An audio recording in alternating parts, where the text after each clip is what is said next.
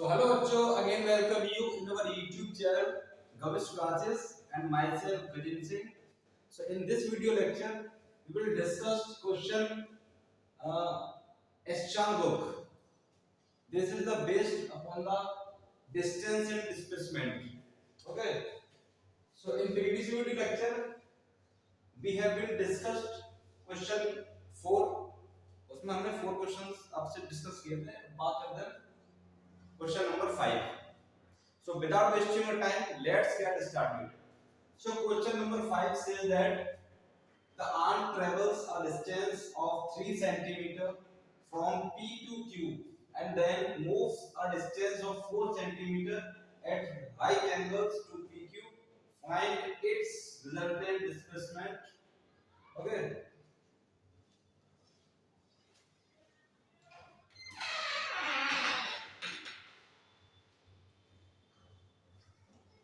So this is the question.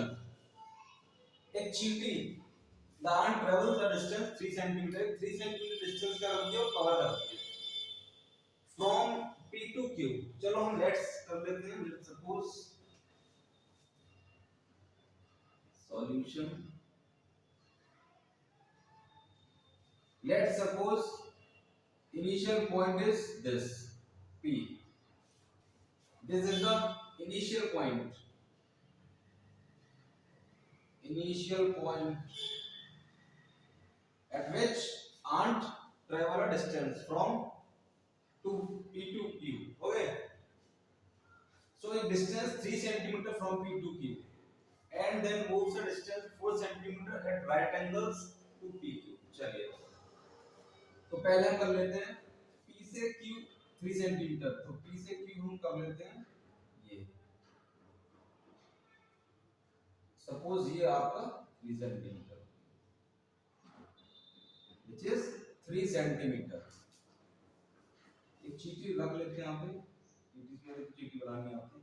ये चीटी होगी. ठीक है. एंड अंत हो गया. तो यहाँ से P से Q मूव कर रहा है and then moves a distance of 4 centimeter at right angles to PQ. PQ का राइट एंगल्स बना रहा बेटा 4 सेंटीमीटर का. तो ये PQ है. तो ऐसा P से Q है. P से Q का वो राइट एंगल बना रहा 4 सेंटीमीटर क्या एट वर्टिकल डायरेक्शन. ठीक है. क्या वो डिस्टेंस कम कर रही. मान लो 4 सेंटीमीटर हमने suppose this is the R point. ठीक है. P से Q है. फिर Q से R या राइट एंगल बनाते हुए तो PQ का राइट एंगल बनाते हुए को आर्म मूव करिए. कितना 4 centimetre to PQ. Find its resultant displacement. तो रिजल्टेंट डिस्प्लेसमेंट क्या होगा. ये इनिशियल पॉइंट है इसका और ये इसका final point. So we know that displacement is a vector quantity and it is the length of the shortest path between final point to initial point. ठीक है. तो shortest path कौन सा होगा. P से R जाने का यही सीधा होगा straight path. ये वाला. So PR is the resultant displacement of an ant. Displacement of an ant. तो PR क्या होगा. Resultant displacement. So we have to find the PR. Resultant displacement is PR. तो हमें ये वाली वैल्यू फाइंड करनी है. तो कैसे करेंगे. क्लियरली दिख रहा है. This is the right angle triangle. In right angle triangle ABC. ABC. Sorry, PQR. PQR. So we have PQ is 3 centimeter, QR is 4 centimeter. So we have to find out PR. So PR square is PQ square and plus QR square. So PQ is 3 centimeter square. 3 centimeter whole square plus QR is 4 centimeter square कितना हो गया 9 centimetre square और ये 16 centimetre square that is 25 centimetre square pr square is this we have to find pr only so pr is under root of 25 centimeter square that is plus minus 5 centimeter square अगर हम magnitude की बात करें तो magnitude of pr is 5 centimetre clear तो कितना magnitude है इसका 5 सेंटीमीटर और डायरेक्शन की बात करें तो from initial point to final point ठीक है डायरेक्शन ऑफ बात करें डायरेक्शन इसकी तो डायरेक्शन क्या होगी from initial point to final point along straight path ठीक है स्ट्रेट लाइन ठीक है ऐसे नहीं कि ऐसे ऐसे चल रहा है pq along straight line clear सीधे ये वाला डायरेक्शन नोट करना फटाफट मूव करेंगे फिर नेक्स्ट क्वेश्चन पे क्वेश्चन नंबर 6 छापे फटाफट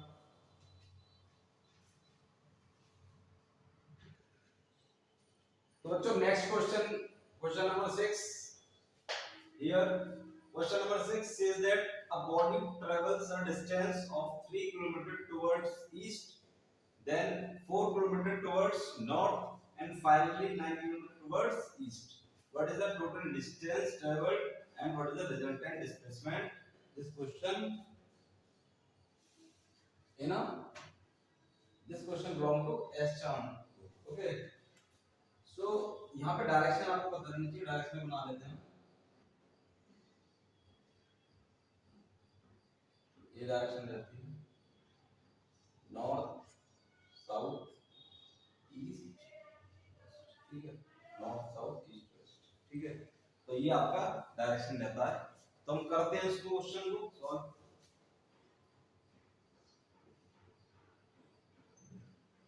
तो बना लेते हैं देखो नॉर्थ साउथ इधर बना लेते हैं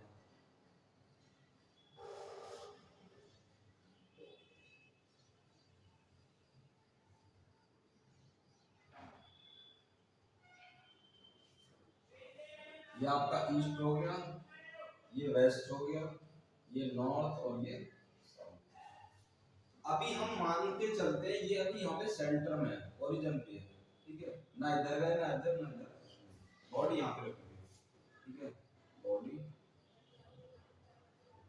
बॉडी एट ओरिजिन अब body travels a distance of 3 kilometre towards east east में 3 किलोमीटर चलती है तो हम कर लेते हैं इसके ले लेंगे ये 1 किलोमीटर का ये 2 और ये 3 किलोमीटर ठीक है टुवर्ड्स ईस्ट यहां से चला जाएगा ये यहां आ गया ईस्ट के लिए ये 1 ये 2 और ये और हमने मान लिया किलोमीटर में हमने इसका स्टेप ले लिया तो 3 किलोमीटर चल गया ईस्ट से बॉडी सेट ओरिजिन से at origin body moves along the east direction in 3 kilometer then 4 kilometer towards north now north is 4 kilometers तो यही तो है यहाँ पे 4 किलोमीटर चलेगा नॉर्थ में तो 1 2 3 4 तो 4 किलोमीटर नॉर्थ में ऊपर चलेगा ऊपर ही तो नॉर्थ इस तरह से यहाँ पे आगे पोजीशन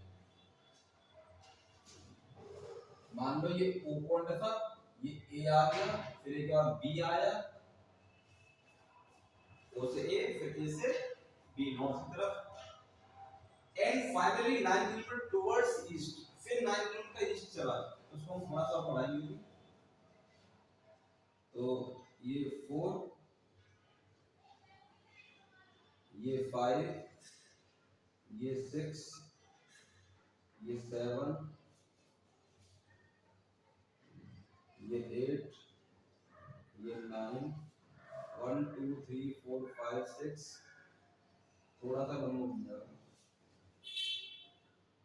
10 11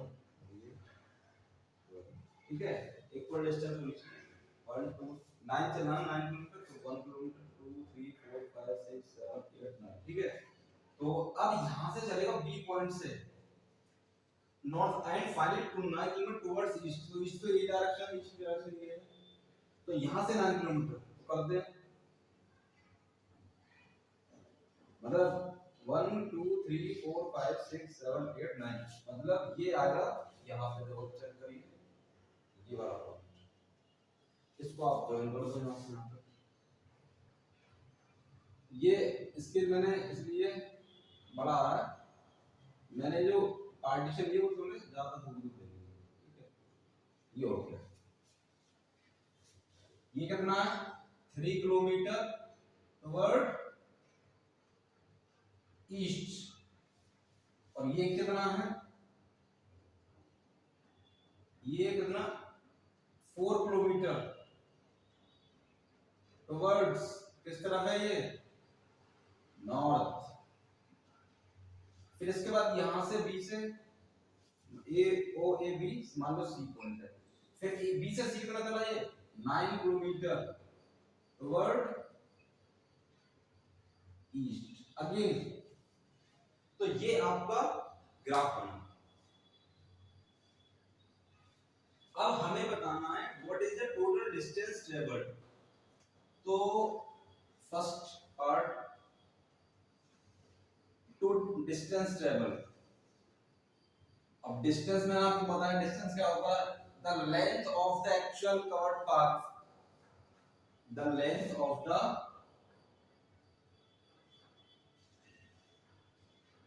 एक्चुअल कवर्ड पाथ,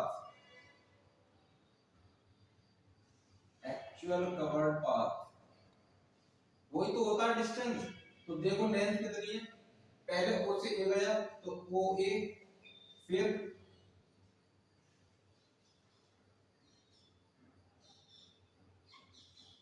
क्या गया ओ से ए, फिर ए से बी, फिर बी से सी गया तो कितना डिस्टेंस हो गया, ओ ए कितना है 3 किलोमीटर, ए बी कितना है 4 किलोमीटर, बी सी कितना है 9 kilometre. So total distance is 3 4 7 16 kilometre is the distance. ये आ गया डिस्टेंस, क्लियर। ये क्या आ गया distance travelled by the object body, ठीक है। तो इतना डिस्टेंस क्या करना, सिंपली ऐड कर देना ओ ए ए बी फिर बी सी ऐड कर दिया सिंपली, और आ गया आपका 16 किलोमीटर इज डिस्टेंस। अब बात करते हैं डिस्प्लेसमेंट, सेकंड पोर्शन। डिस्प्लेसमेंट बताना है, क्या बताना, डिस्प्लेसमेंट। डिस्प्लेसमेंट क्या होता है, the length of the shortest path from initial point to final point join with straight line। हालांकि इसको लिखने की जरूरत नहीं है क्योंकि शॉर्टेस्ट पाथ आपका स्ट्रेट लाइन ही बनेगा। तो shortest path length, shortest path की लेंथ जो होगी from initial point to final point, वही क्या होगा आपका डिस्प्लेसमेंट। तो आइए देखते हैं। तो हम ऐसे गए, ओ से ए गए, फिर से बी गए, फिर बी से सी। तो हम चेक करें shortest path from initial point, तो ये आपका इनिशियल पॉइंट और ये आपका फाइनल पॉइंट, क्लियर। इसको जॉइन कर देते हैं एक स्ट्रेट लाइन से। तो देखते हैं, इसको हटा देते हैं, ये यहां से ऐसे ऐसे जाते हुए, ठीक है स्ट्रेट, ये सीधा बनेगा। इसकी आपको लेंथ निकालनी है, ये OC. Displacement is length of the OC, length of OC. अगर मैग्नीट्यूड की बात करें तो ओसी की लेंथ होगी, that is the displacement, okay. तो इसे निकालना है इस बार।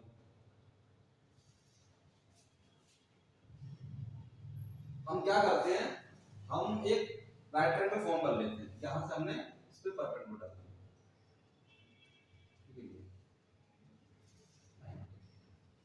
तो ये लेंथ आपको पता है कितनी है, ये 12 किलोमीटर। अब लिख देते हैं इसको, हम दे देते हैं सी डी। तो इन राइट एंगल ट्राइंगल ओसी निकालना है हमें, तो लिखेंगे इन राइट एंगल ट्राइंगल कौन सा, ओसीडी। ओसीडी तो OC square, OC square is OD square plus CD square. OD is 12 kilometre, 12 kilometre square, और CD, CD is 4 kilometre, 4 kilometre, this is the 4 kilometre. तो 4 किलोमीटर इसका square कर लो इसे, ये होगा 144 किलोमीटर स्क्वायर, और ये 416 किलोमीटर स्क्वायर। ऐड करेंगे, हो गया ये 0 160 किलोमीटर स्क्वायर। ये ओसी स्क्वायर है। अगर हमें ओनली ओसी निकालनी है खाली, तो क्या कर लेंगे इसको 160 किलोमीटर स्क्वायर। चलिए 160 फैक्टर करो तो देखो 4 अंडर रूट 10 आया किलोमीटर। तो दिस इज द डिस्प्लेसमेंट। और डायरेक्शन की बात करें तो फ्रॉम ओ टू सी, या आप ये भी कर सकते हो, डायरेक्शन की बात करें तो between north and east, east और नॉर्थ के बिटवीन, देखो ये जा रहा है। तो ये आपका क्वेश्चन नंबर 6 का very interesting question, this is belong to S Chand. Okay, note करें फटाफट, नेक्स्ट पार्ट करेंगे 7 क्वेश्चन।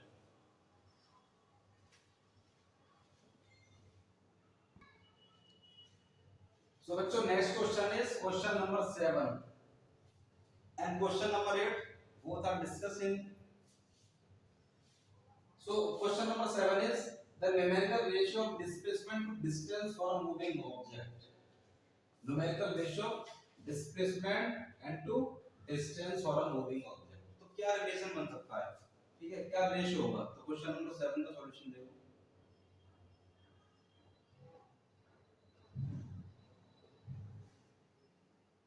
डिस्प्लेसमेंट टू डिस्टेंस, तो डिस्प्लेसमेंट अगर ऑब्जेक्ट में क्या हो सकता है बेटा, फर्स्ट केस फर्स्ट में क्या हो सकता है, if object travels a straight path, ठीक है, object travels suppose let suppose an object A moves along a straight path and it cover a AB distance and final point is B. So in this case distance, in this case displacement of AB equal distance of AB, distance of an object along AB is equal to a distance of an object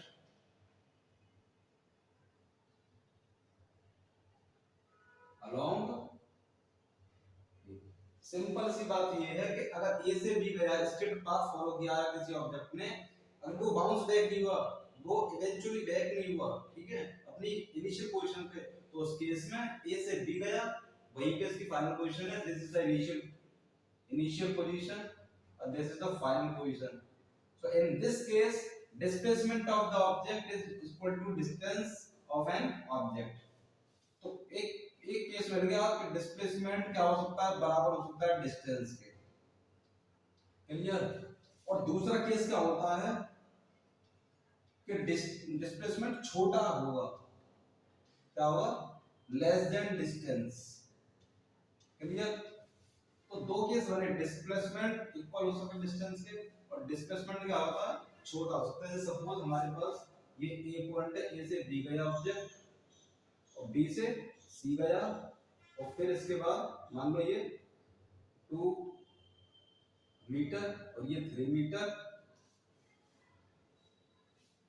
और चलिए हम इसको ले लेते हैं 4 metre और इसको 1 metre.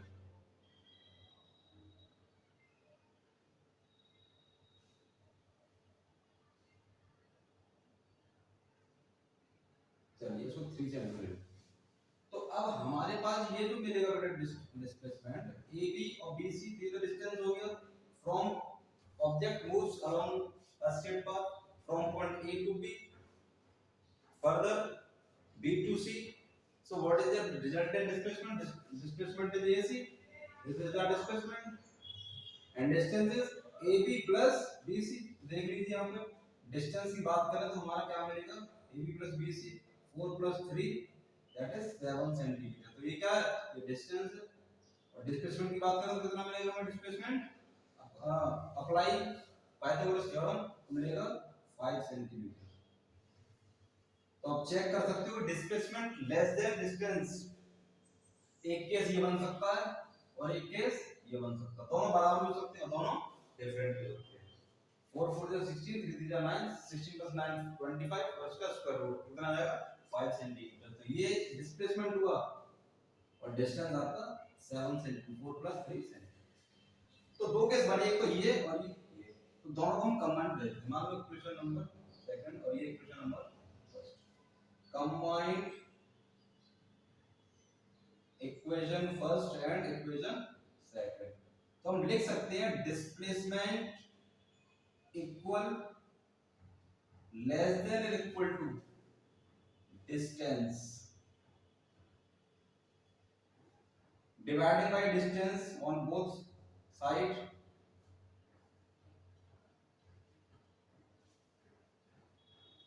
ये बन हो गया। तो डिस्प्लेसमेंट अपॉन डिस्टेंस का जो रेशियो आएगा वो क्या होगा, ये न्यूमेरिकल रेशियो आपको ध्यान रखना, वेरी इंपॉर्टेंट, ठीक है, बहुत इंपॉर्टेंट है ये। Displacement the numerical ratio of displacement to distance less than equal to 1। अगर उल्टा पूछेगा तो उल्टा हो जाएगा, फिर ये अगर डिस्टेंस पूछे यहां पूछा डिस्प्लेसमेंट टू डिस्टेंस तो आपका ये, और पूछेगा उल्टा डिस्टेंस टू डिस्प्लेसमेंट तो फिर क्या हो जाएगा आपकी इनइक्वालिटी,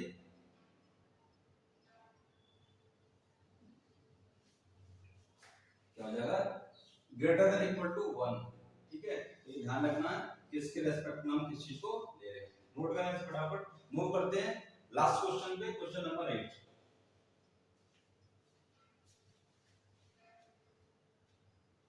हो गया, बता दें, समझ में आई बात। दो केस हैं, या तो डिस्प्लेसमेंट डिस्टेंस इक्वल हो सकता है इन दिस केस, या फिर डिस्प्लेसमेंट छोटा होगा तो इस केस में। दोनों को हमने कंबाइन कर दिया, न्यूमेरिकल रेशियो आया displacement to distance less than और इक्वल टू 1। बताते हैं, आगे मूव करते हैं नेक्स्ट क्वेश्चन, क्वेश्चन नंबर 8।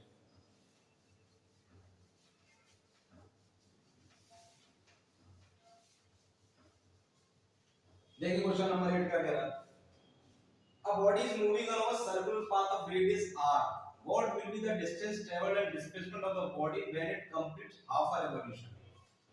एक ऑब्जेक्ट है आपका, एक बॉडी ए जो ए से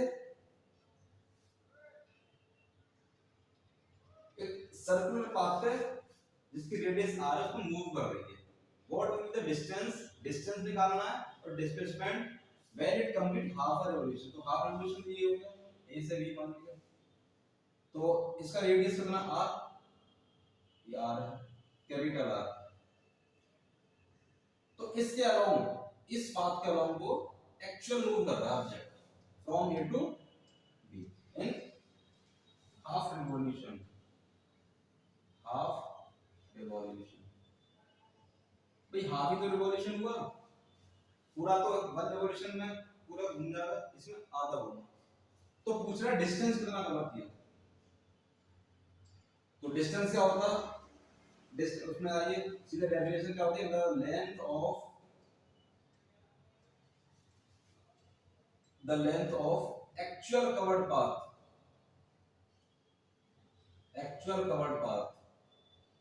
बाय एन ऑब्जेक्ट, जो एक्चुअल पाथ कवर किया है ऑब्जेक्ट ने उसकी लेंथ। तो एक्चुअल कवर्ड पाथ तो ये ऐसे तो मूव कर रहा है, तो इसकी लेंथ जो होगी, इसकी लेंथ तो क्या होगी, द लेंथ ऑफ द, अब पूरा होता तो हम बोलते सर्कमफेरेंस, तो हम बोलेंगे आधा तो हाफ सर्कमफेरेंस,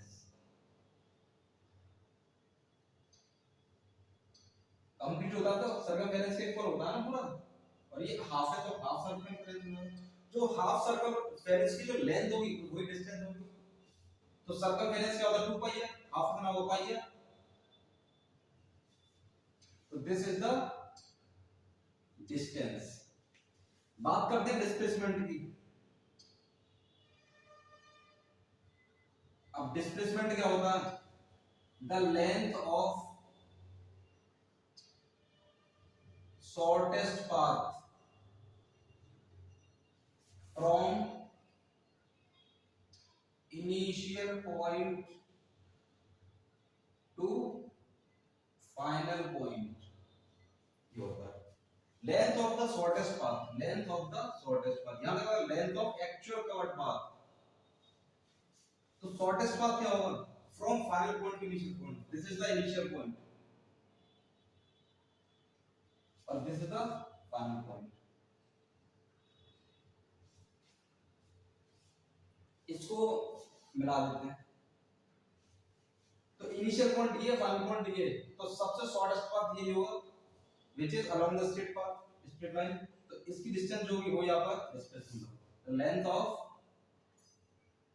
डायमीटर, क्या होगा, डायमीटर, डायमीटर की लेंथ होगी that is the displacement, diameter ये आर कितना हो गया 2 R, this is the displacement is this and distance is pi are.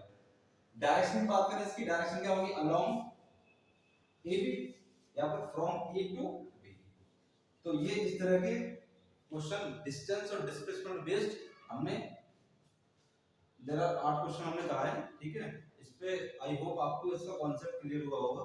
Distance हम जब भी निकालेंगे the length of the actual covered path निकालेंगे, और डिस्प्लेसमेंट निकालेंगे तो हम length of the shortest path, ठीक है, from initial point to final point, ठीक है, तो ये डिस्टेंस और डिस्प्लेसमेंट का कांसेप्ट था, इस पे न्यूमेरिकल करा दिए। नेक्स्ट वीडियो लेक्चर में हम स्पीड और वेलोसिटी की बात करेंगे, uniform motion, non uniform motion.